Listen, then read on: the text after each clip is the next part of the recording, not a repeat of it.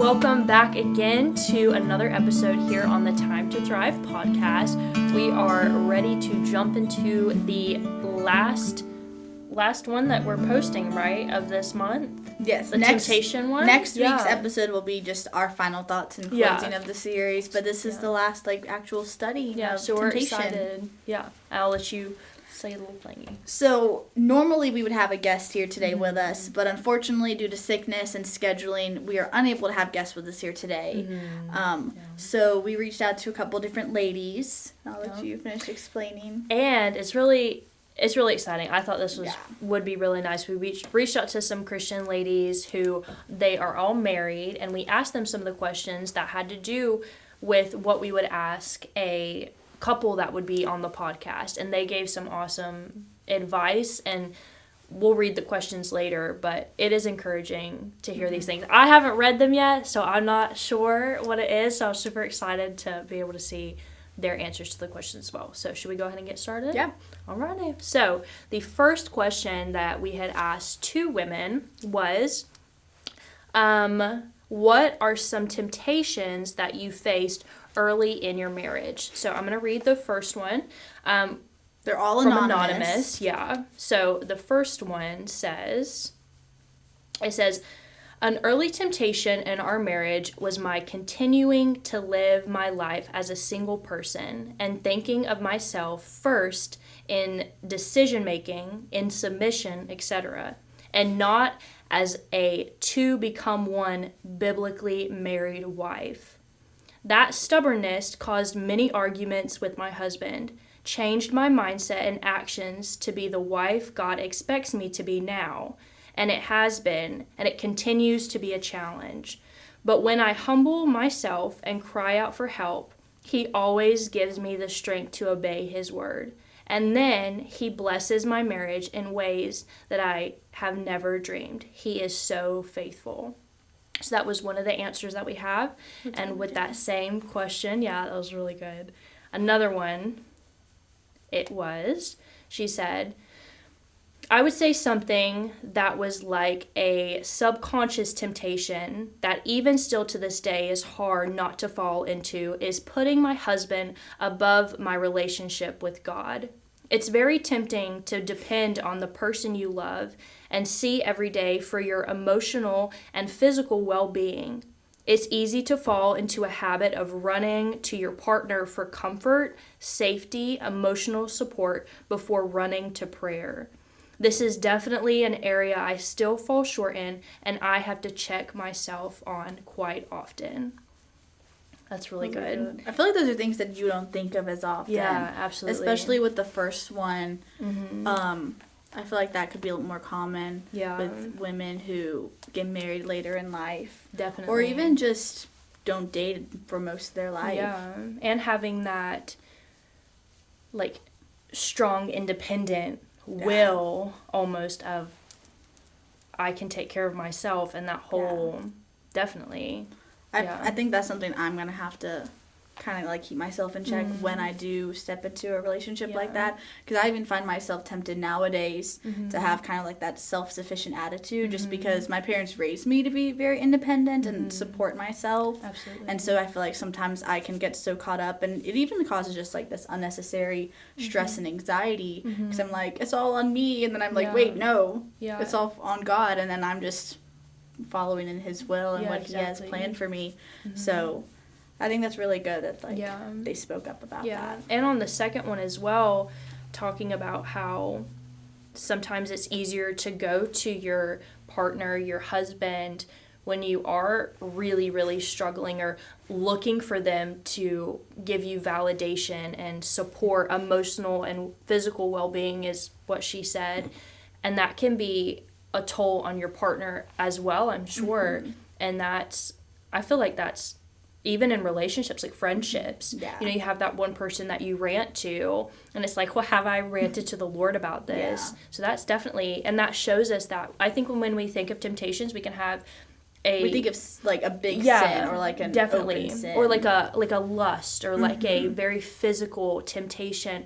But in this, it's temptations of wanting to go back to former ways, or temptations of wanting just to depend on one person. So we all have different temptations, and I'm sure a lot of y'all who are married or in relationships, y'all can definitely relate to that as well. And I love hearing these because me and Haelle, both of us aren't married, so hearing that from married women, it's encouraging. It definitely is, absolutely. Yeah. And it's not, I think telling our struggles and telling what we've been through can be kind of like it's very humbling. It is, definitely. Yeah. But it encourages us, any women that we've ever had on the podcast, or even Pastor Dean and his wife, we always leave encouraged to know we can always go to these people because they have been through things, but they've also got through it as well. Yeah, for sure. So our next question, let me pull it up. We asked this lady, how do you prioritize prayer and Bible study in your relationship? And she says, my husband and I pray together every night before bed. Having little ones makes it difficult to be able to really study together, so we read and study on our own time. However, we do have conversations about things we study or things we learn about during a church service. Having those conversations and praying together allows us to have insight into each other and adds a level of vulnerability and chance to get to know each other on a deeper level that we otherwise wouldn't have. For example, the way he prays and what he prays for gives me insight into how he's feeling and what is weighing heavy on his mind, and vice versa. It also allows me the opportunity to be able to pray for him better if I know what is on his heart and mind. It helps us to be better in tune with each other and also opens up a line of communication. Sometimes it's difficult to open up on a deep level, and talking about the things of God can lead to those deep conversations and subjects that wouldn't otherwise be brought up in everyday conversation. Wow, that's good. Yeah. Which, like, I love that because, like, it definitely, like, busyness of life is such a big temptation to have, but it's encouraging to see that, like, they don't allow that to, like, kind of, like, take priority in their relationship, and they still make time. They still prioritize that little bit of time that they do have. Like, that's one thing that I've tried to work on this year, just because, like, busyness between work and church, that I'd always be like, no, I don't have, like, an hour to sit down and read my Bible today. And so when I'd have, like, 5-10 minutes, I'd be like, no, I don't have time to actually get into it. But I've been really trying to really put effort into, no, like, I do have a little bit of time. Like, yes, I don't have time to sit down and journal and write down my prayers, but I still have 10-15 minutes where I can read the scripture and pray over it. And I like how she said being able to have these conversations with her husband at a deeper level shows her what's on her husband's heart and how she can better pray for him. I like that. I do That's too. really good. Because I think it's really important. I feel like sometimes can be forgotten how important it is to pray for your partner. Yeah. And, like, just, like, the way you would pray for anybody else. But I feel like especially a husband, he's the leader of the house. Like, he probably has a heavier burden on his shoulders and this bigger responsibility that he may not show otherwise. Yeah, absolutely. No, I like that. And how she had said sometimes it's hard to have those deep conversations, but when you do get in scripture, I feel like a lot of things come up and you talk about those things in a godly way. I think some of the deepest conversations I've had have been when it's either been Bible study or we're talking about our relationship with Christ or anything like that with friends even, and things come up of, oh, wow, like that's, I'm able to learn this about you, and it's in a, like we just said, it's in a very open and it's a vulnerable way, which absolutely. Then builds that relationship with each other. And you realize that you can actually, like, trust the other person with that emotional vulnerability. Like, sometimes, like, with you, like, whenever we'll, like, text each other and be like, oh, what'd you learn today in your Bible study? And it's, like, one little things that we don't think about, like, actually talking about what you've learned or what God's teaching you with other Christians, because it not only encourages you because you're like, wow, I can actually, like, find a way to tell someone about this, because, like, for me, I'm not an eloquent speaker at all. Like, coming on this podcast was kind of nerve-wracking because I'm like, I'm not a good talker. I've, like, especially, like, I have friends, especially you, like, you're a Sunday school teacher. Oh, like, my. You're just so good teaching the girls. But I'm just, like, I've come to terms, well, you're like, a singer. Oh, my goodness. But I'm given the words already. Like, I just have to sing what's written on the paper. Oh, my goodness. But yeah, so it's definitely was like, okay, God, like, I'm going to say yes, but also, what do I do?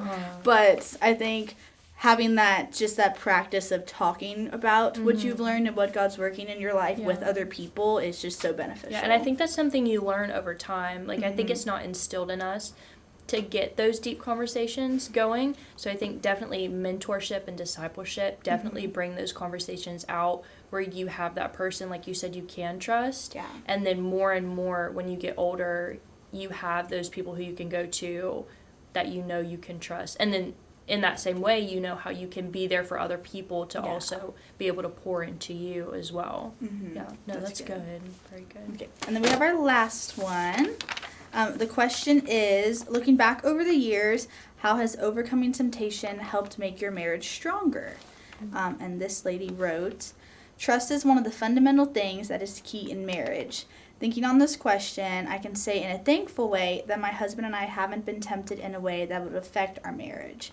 I did ask him this so we could answer together. We both can concur that going into a marriage with expectations can help tremendously. Knowing how you will react in a situation can help if that situation ever occurs. We were both older when getting married, and I do believe that the maturity in the situations we had gone through helped us. We were always on the same page about key things in our marriage. There were only a few times early in our marriage that we weren't always together, though. However, one of those times when my husband was out of town extensively. While I was teaching, my high school students started asking questions about relationships, and it came up that we were not together, and they wanted to know why. One student commented, "Wow, you could do anything and your husband wouldn't know." And I explained that we didn't have that kind of relationship, and that's not how our marriage worked. I was able to talk to them about the importance of trust, and I do believe that helped strengthen our relationship, and just knowing that we could always trust each other has been a huge foundation in our marriage. Oh, that's sweet. I like how she's able to share that with the students who are asking and being able to share that when they do ask questions. Yeah, that is good. I think it gives them a good mindset and being like, oh, because I feel like it's, I don't know, I feel like some people will like joke and like use words too loosely and be like, oh, well, like you could do something and they never know, even though they're not actually going to. Like they just use their words too loosely. Yeah. And I feel like that was probably in the case in this instance.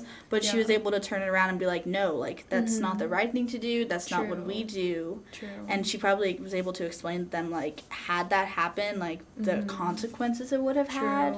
Yeah. So I think it was very important to have those conversations, especially with students. I feel like that kind of teacher-student relationship is just so unheard of nowadays. Yeah, true. To be able to have that kind of connection to explain to them. Yeah.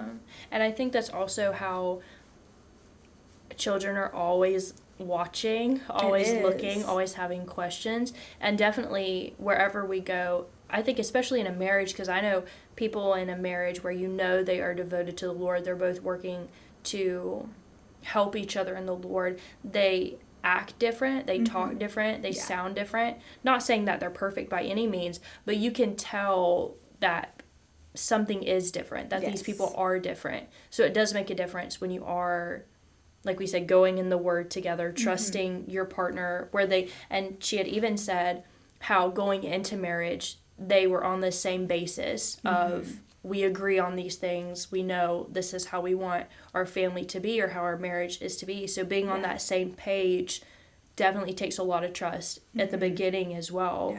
Yeah. No, that's really good. I love that. Yeah.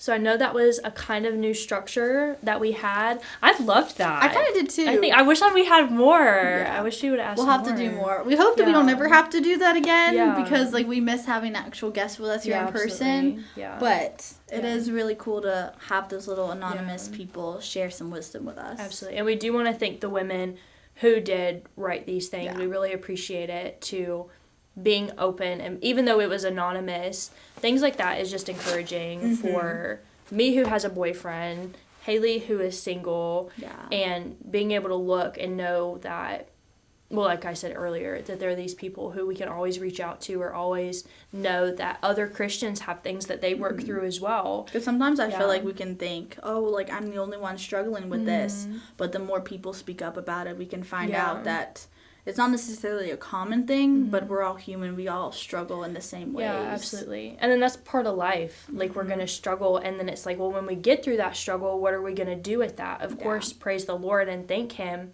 But God has a purpose for everything. Yeah. Even in our struggles, God has purposes and will work it out for his good and for our good who love him. But then we also, when we get through those struggles, we're able to share it when a young woman comes along.